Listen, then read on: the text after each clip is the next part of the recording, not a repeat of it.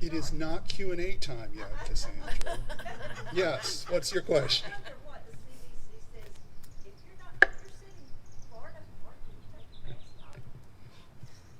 You know, the camera is not on you, so we're not recording that. Yes. Mm-hmm. There's been a leaning toward that in the audience, I would say, at this point. Yes. Yes. Okay. Yes. Mm-hmm. Yes. Breathe downwind, maybe. Okay. Yes. Well, thank you all for showing up tonight. We've got some friends from far away and from friends from very close by, and a wonderful group out here on the front plaza of our Pat Conroy Literary Center.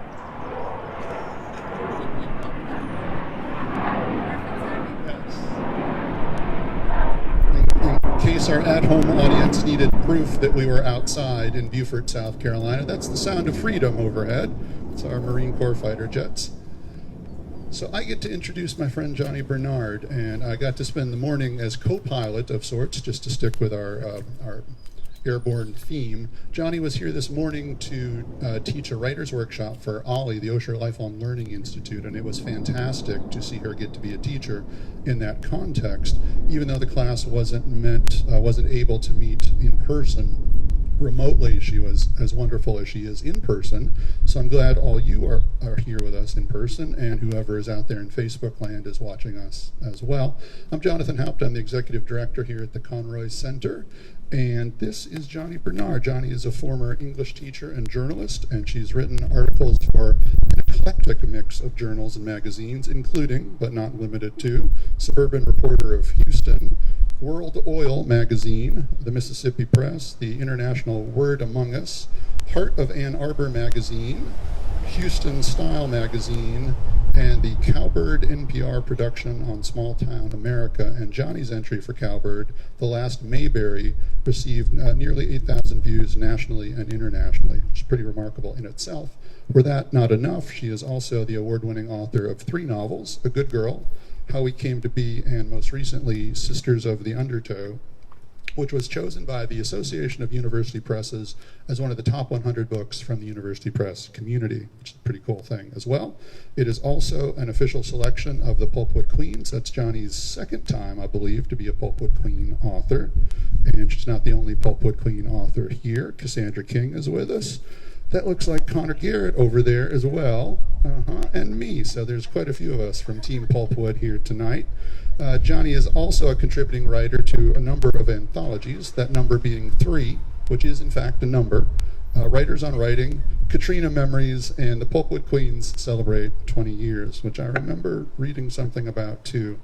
And Deep South Magazine, editor Aaron Bass, his good friend to Johnnie and to me, described Johnnie's new novel, Sisters of the Undertow, this way.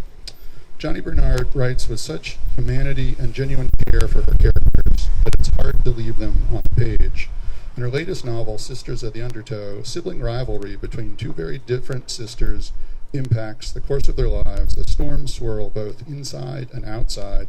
I think we all feel swept up in an undertow sometimes, and Johnnie gives us something to hope for amid the wreckage. So please join me in welcoming Johnnie Bernhard. Thank you. It's such a pleasure to be here. Actually, it's serendipity, and especially in Beaufort, the home of native son, Pat Conroy. As an author and a former English teacher, serendipity, ethereal, best describes the emotion I feel this evening, and to be honored with your audience. I read Pat Conroy's work. I taught it as an English teacher. I admired him as a teacher of children and writers alike. Yes, once a teacher, always a teacher. Why? Because a genuine love and interest in others and their story and their journey. This is also what creates a writer. We are interested in story and what connects all of us. I'm from Water People. My mother was from South Louisiana, born on an island in the marsh. My father was born on the coastal plains of Texas. All storytellers, beginning with my grandmother, Johnnie, the first Johnnie, and her story of surviving a hurricane as a young bride and waking up the next morning and seeing everything she owned floating in the water. I held on to her story for more than 35 years until I could create a character worthy of her to put in a novel that survives a hurricane. Hurricanes are a force of nature you cannot control.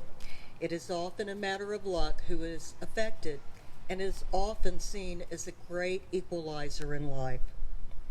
It is why I've written about hurricanes in all my novels, because I explore the emotional and physical storms we survive as human beings. It is also why I've never forgotten my grandmother's story.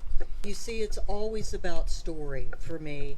When I was an English teacher, later as a young journalist in Houston, I was interested in other stories, not famous people's stories, everyday people like me and you that have to make extraordinary choices. Those are the characters in my novels. I penned an essay for the Pulpwood Queen anthology that debuted in 2020. I see some of my fellow Pulpwood Queen authors. It's such a pleasure to see you here, and I thank you for your support. But my essay is based on my personal experience in listening to unbelievable authors and just being there for a weekend. And if you'll bear with me, I'll read a section from that.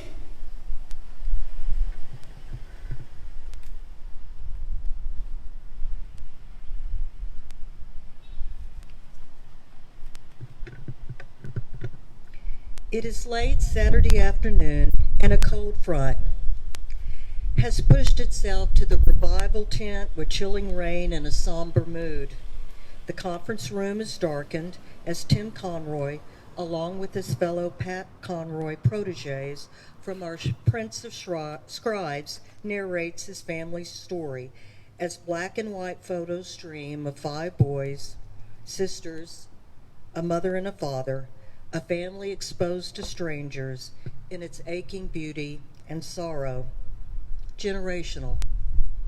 Among those pictures stands Pat Conroy, sometimes alone, with classmates or with mentors, or as he begins his career, and the crushed spirit of a boy is resurrected by the written word.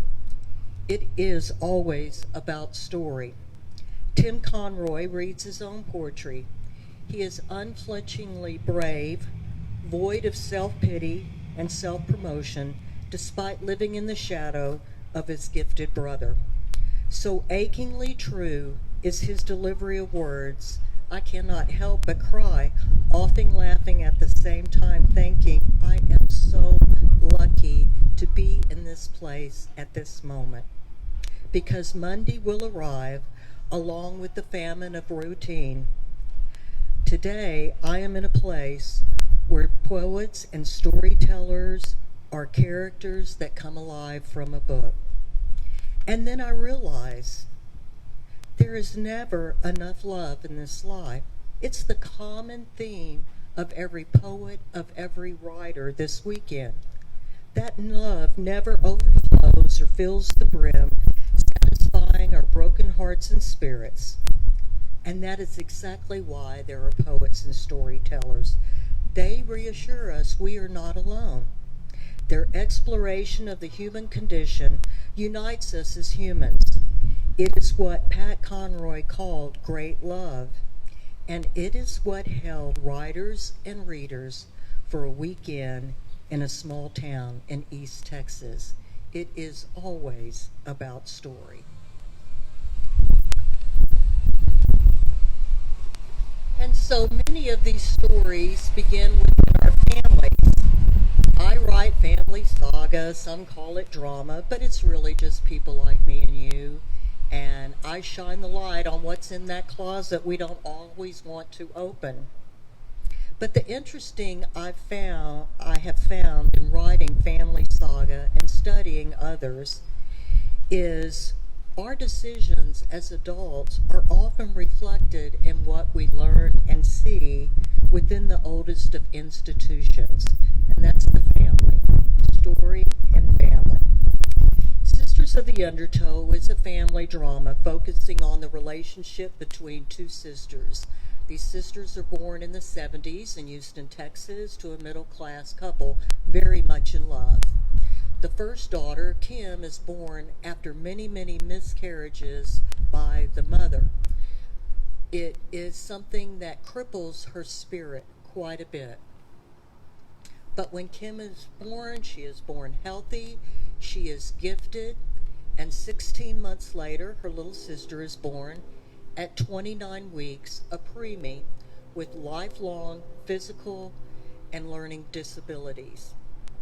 These sisters are the yin and yang of what society views as perfection, and also what we're often afraid to say out loud in our relationships with others, and that's unconditional love. And this is something Kathy, the younger sister, has, almost an ethereal way of viewing the world. I'd like to read to you the first chapter, and I apologize, this is a little cumbersome with the microphone.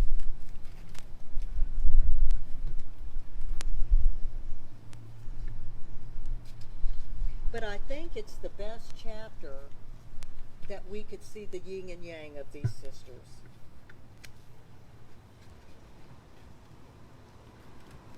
She was different. I knew this when I was just a kid, not in the sense I know now, but rather as an unfeeling uneasiness in my stomach, an anxiety I wasn't old enough to recognize. I was fair, she was a brunette.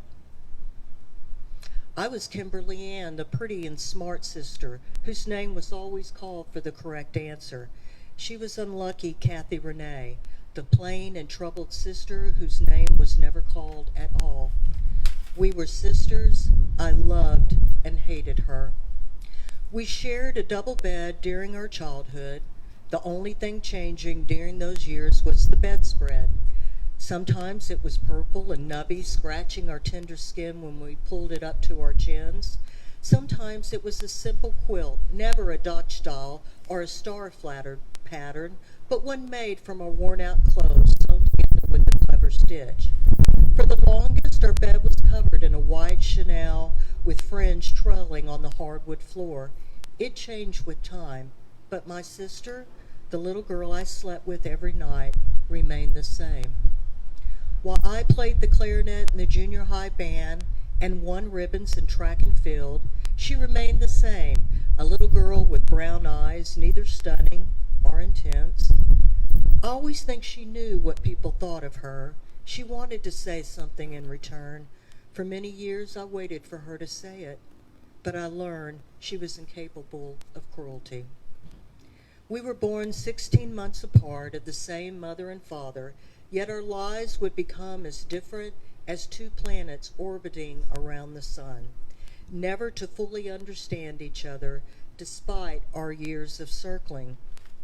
But in those early years, before the doctors and the education specialists, we were happy in our ignorance of each other. She didn't know I was smarter and healthier, and I didn't know she couldn't do story problems or read beyond the 4th grade level.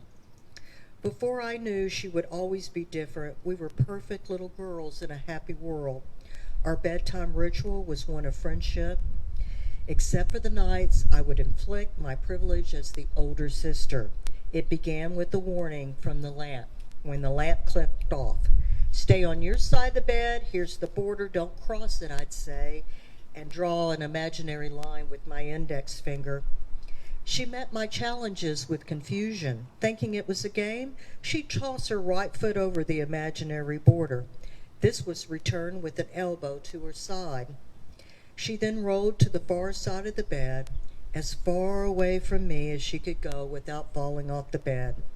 All I could see was the wild mass of black hair, neither curly or straight, just thick and coarse upon a pink and white pajama top, as her chest rose and fell in anguished sobs. You see, unlike her, I was capable of cruelty. But on those perfect nights of my early childhood, we would jump into bed at the same time. No one wanted to be first. We only thought of the immediate. There was no regret from yesterday, no anxiety for tomorrow. All we knew then about life was to jump on the bed, holding hands, until my father knocked on the door and said, "Girls, cut out the monkey shine." Those days were tightly sealed from the outside world. I didn't know what was fair and what was unfair in life. I didn't know about luck, that random toss of the dice that determines who you are for the rest of your life. I didn't know then that my sister had an IQ of 85. My dad didn't know either, but my mother knew, and she began keeping secrets, beginning with that one. The one certainty I knew in my childhood was every day would end the same way, my sister lying next to me in her double bed. "Light out, sissy. Night-night, cat-cat." I clicked the light off between my thumb and index finger as perfect silence covered us, erasing any imaginary border that had come between us the night before. So in the beginning, before Kim actually understands the disability of her sister, they're very loving. But as the sisters grow older and social pressure and peer pressure becomes very evident, especially when the two sisters enter intermediate school, junior high, or middle school, think of it this way. You have a sister that's in a gifted program, you have a sister that's in special education, and they may meet for lunch. And at this time, this is really where the peer groups begin. And Kim, because she's gifted, has been enrolled in a reading program at the school called the Bluebirds. They're the accelerated readers. And the Bluebirds become a catchphrase for Kim throughout her life as she wears her intelligence and her beauty as a badge of honor, separating hers that she from others she feels that are not of the same status, whereas her sister travels through life enjoying people for simply who they are. These two chasms will come together during Hurricane Harvey that landed in Houston, Texas in 2017. There are three major hurricanes causing the most deaths, the most damage. They are the Great Storm of 1900 in Galveston, Texas, and I'm going to take you there. And I'm going to take you to the Lasker Inn that was a beautiful regal home before that hurricane that became an orphanage afterwards. And I'm going to take you to the library that Kim eventually works as a professional. Now think about who she fancies herself to be, a bluebird, special, and elitist. And all along the way, life begins to teach her lessons about humanity. Her first boss is a black man running from racism in East Texas. And it is the first man that Kim feels a respect for. And in their beginning conversation, she asked him, what was it growing up? What was it like growing up in White Columns, Texas? And Lionel answers, the most segregated place in White Columns, Texas was the Baptist church. The whites went to a Baptist church on one side of town, and we went to the other. And he begins explaining his story and how he escaped from White Columns, Texas, and went to Texas Tech in Lubbock, Texas, which is as far west Texas as you could go. Okay? And that is Kim's first boss, and he serves as her conscience in helping her develop an empathy from others. Later on, Kim gets a job at the downtown library in Houston, Texas. And the interesting thing about urban libraries today, and I don't know if you've frequented many of them, is they have become a place of refuge for the homeless. There's a temperature-controlled environment, flushing toilets, hot water, soap. And so Kim, through much of her life, who has hung her hat on being perfect and an elitist, ends her career as a librarian that most of the patrons are homeless. And I'm going to segue just a bit to tell you how I got that idea. When my first novel, A Good Girl, came out, and I'm published by University Press, I didn't quite know how to pick up the ball and run with it. And luckily, librarians championed me. And I was so fortunate to have their love and support. And so one of the first authors I did was in Biloxi, Mississippi, which is very near the VA hospital. It was a winter day. Biloxi is very much like Beaufort in its weather. You're on the water, chilling, pushing rain. It's just cold, and once that damp cold is in your bones, you're cold all day. So I went to the library and put my books out. The librarian welcomed me. She offered her cookies and her lemonade. And I looked around, and I saw that my audience were the homeless. And I watched as a woman, I could only assume she was a prostitute, brought in her two daughters, young daughters, and left. And I thought, well, today is not about selling a book. Today is about me learning something. And that's what gave birth to Sisters of the Undertow. And that's why the protagonist is a librarian. Because in the theme, in this plot of this book, we're meeting people, the PTSD Iraqi freedom vet that now lives under the underpass in downtown Houston, and it frequents this library every day. We're going to be introduced to him, like we were introduced to Lionel, escaping the racism of East Texas. We're going to be introduced to a woman that works at a pet shelter. And of course, we are introduced at the beginning of the novel to the lovely Kathy Renee, someone that society doesn't know quite what to do with, is uncomfortable with.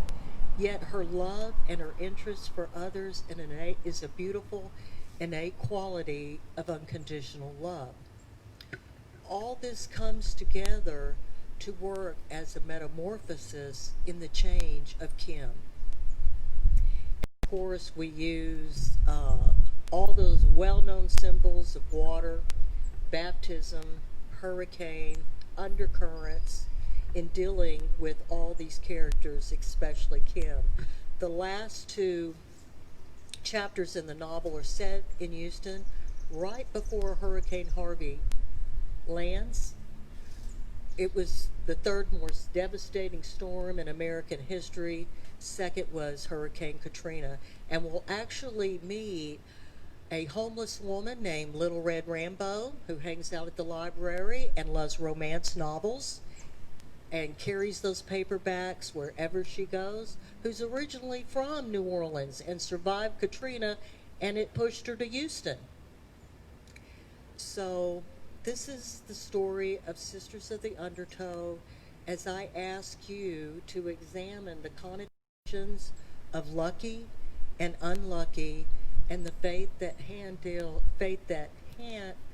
hand that fate deals in our lives, and that we should really think about luck. Perhaps it's just choices made. Sisters of the Undertow, I'd love to open it up to your questions.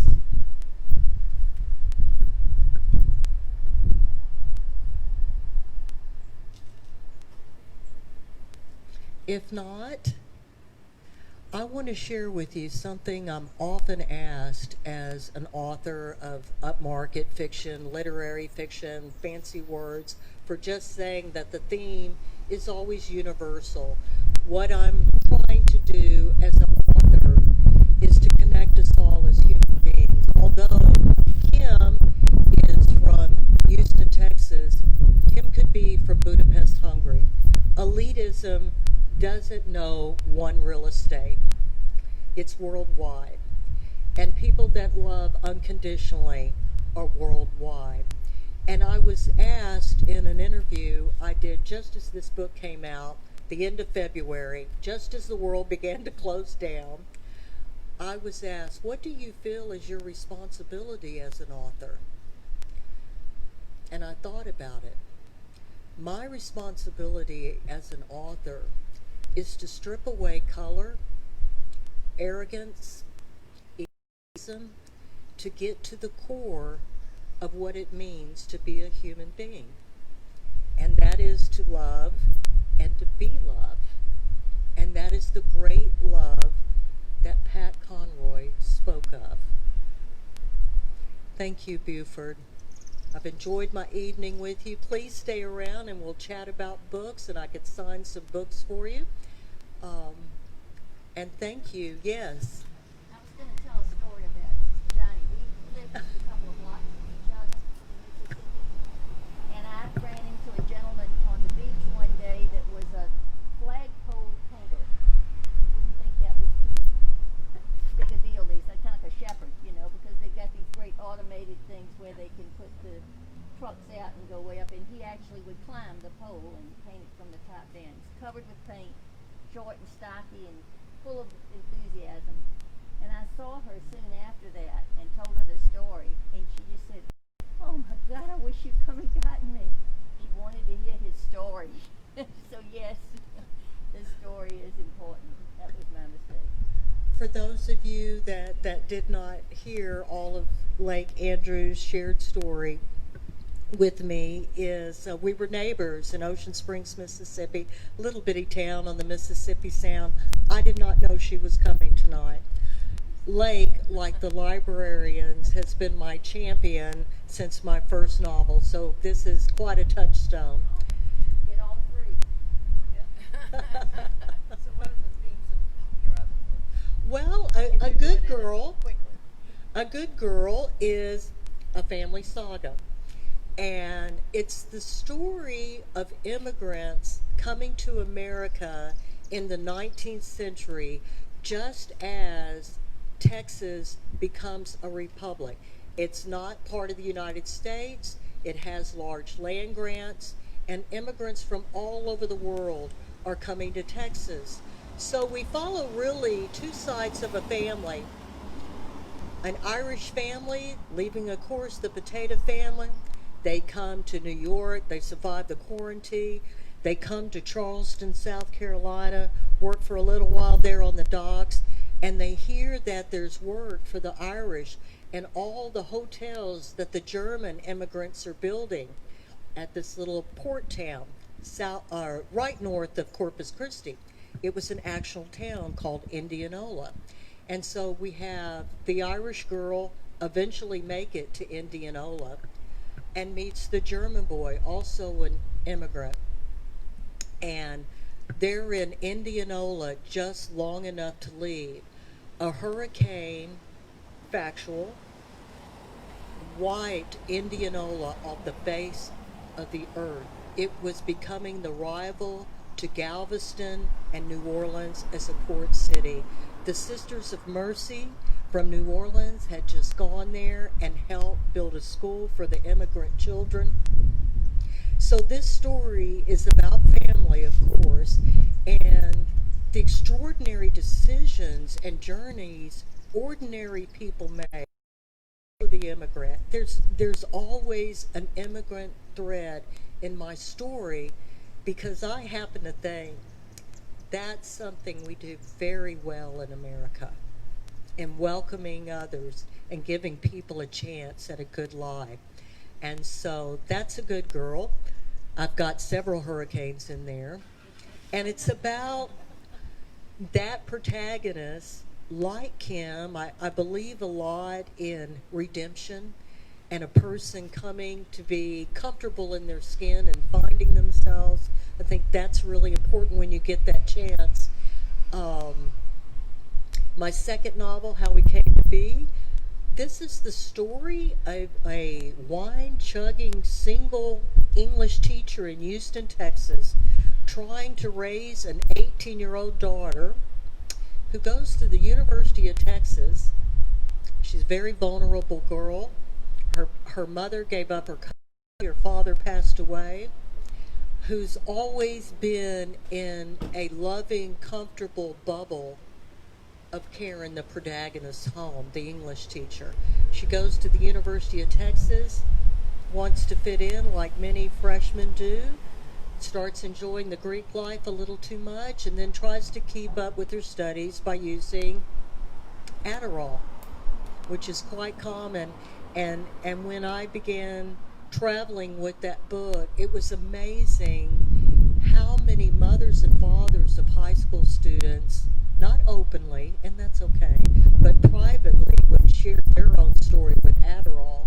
So I felt very proud that I could let those readers know you're not suffering alone in this. There are many people suffering in this. And so this is the story of Karen. And how we came to be is a play on how do we define family in America today. There's many different types of family, and it doesn't necessarily have to be a blood relation. So Karen eventually meets her counterpoint, and this is Leona Schupat, who is from Budapest, Hungary, and was able to survive World War II alone and losing her entire family. I had the good fortune of visiting Budapest just as the refugees were leaving Northern Africa and the Middle East running from ISIS and the war in Syria. And I was supposed to go, and I was afraid to go. I didn't want to be someone on vacation while all these people were suffering. And I got to Budapest only because my husband said, you don't know what you're going to learn. You may learn something. And I arrived the day after, in late October, when the Hungarian government closed the trains to the people coming in there. And those people walked railroad tracks trying to get into Russia as winter was coming on, carrying plastic bags with bottled water and a few clothes. I saw that. And while I was in Budapest, if you ever get the chance to go when the world is healed, I hope you'll take it. It's a amazing story of century and centuries of stories, so layered. But it's really two cities. Buda is the commercial city, separated by the beautiful Danube, to Pest being the ancient. Buda is the city on the hill, and Pest being the commercial city, pardon me. And I was walking along that riverside in Pest, and there was a memorial from World War II there. And it was a memorial of bronze shoes, a baby shoe, a high heel, a man's loafer, a work boot. And I was so captivated by that, I had to read the history. And the history was that in Budapest, first the citizens had to fight not only the communists as they became freed from the Second War, but Russia and the Nazis. It was absolutely horrible what these people went through. But the memorial was from a day that people were rounded up of Jewish faith. They were asked to remove their shoes, and they were shot into the river because their shoes were more valuable than their lives.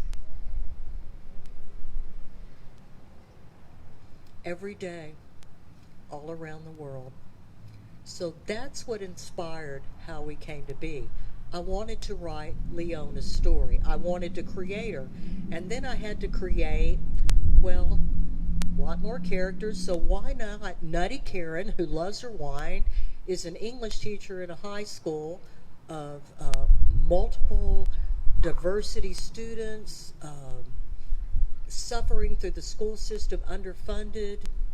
and her story as a teacher, and Karen's story not only as a survivor and a teacher, but a divorced woman, and of course the beautiful Leona, and they become family. And there's so many crazy reasons why they become family, but that's how we came to be. And then of course Sisters of the Undertow, again a story about family. Again, the immigrants and refugees in this story are in the Aegean Sea, just as many of those people were coming to Greece by boat. And perhaps some of you remember that they were drowning. The boats were collapsing in the water. These parents were holding their drowned babies. And it's such an image that as a writer, I could not let that go. And so I play upon that in Sisters of the Undertow of their own heartaches in life, their own devastation. Lionel running from racism, the undertow he dealt with, the undertow of losing a child when you've lost your homeland. And I'll bring you to Copenhagen, and I'll share a little story, and this is a true story that inspired a particular chapter in this book. As an American woman and as a white woman, I have known so many privileges, being welcomed everywhere I walked into, until one evening I walked into a bar in Copenhagen, and there was an American soldier and a British soldier in uniform in my company, along with my husband.